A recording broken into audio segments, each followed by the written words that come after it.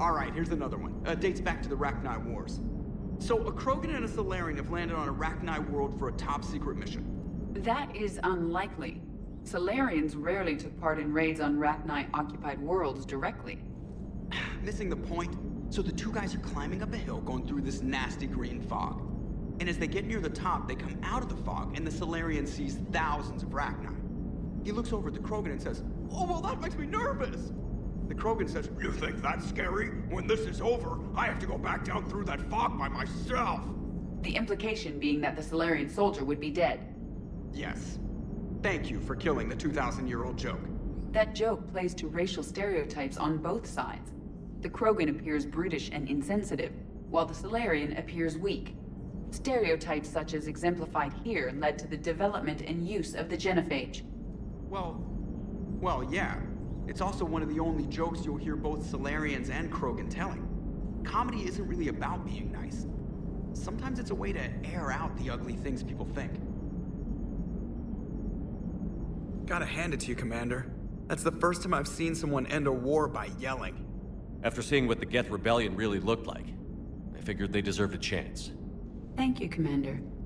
I doubt many organics would have trusted a synthetic race. And now we've got 2 fleets for the price of 1. We didn't lose anybody. Except Legion, before it sacrificed itself. Legion referred to itself as I instead of we. Yeah? So? The singular pronoun indicates Legion's independent personality had fully actualized. In its last moments, it was not an avatar of the Geth consensus. It was a person. That's what I figured. Well, when the Geth fleet helps us retake Earth, I guess we'll owe that to him. Commander? What's on your mind, EDI? I was just reflecting. The Quarians' historical era was not making the Geth enough like them. I'm not sure I understand. Units with networked intelligences will trend toward cooperation for mutual benefit. But units with central heuristics establishing an individual personality, such as myself, develop preferences. These preferences form attachments that keep my calculations from devaluing the worth of the lives aboard the Normandy. You're saying the Geth turned on the Quarians because they aren't individuals? That is my theory, but it is limited to a sample size of one society.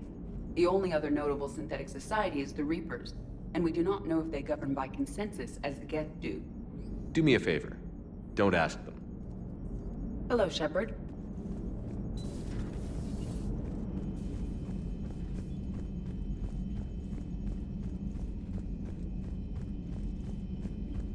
You've got new messages, Commander. I hear you were on the ground with the Reaper. He fired up at us a few times. Joker pulled the Normandy through some insane maneuvers to stay out of the line of fire. It's hard being in a fight like that, especially when you're not the one flying the ship. Joker's one of the best, though. At first I was nauseous, swinging around in my safety harness. But then I was furious. Just... enraged. I wanted that thing dead. You didn't want the Reapers dead when they attacked Earth? I wanted them defeated. I wanted Earth saved. But I never wanted to physically tear them in half and watch them blow up. Congratulations, Trainer. I believe you've discovered your fight-or-flight instinct. Perhaps I should have stayed with chess. Although now I think I'm spoiled by the lack of explosions.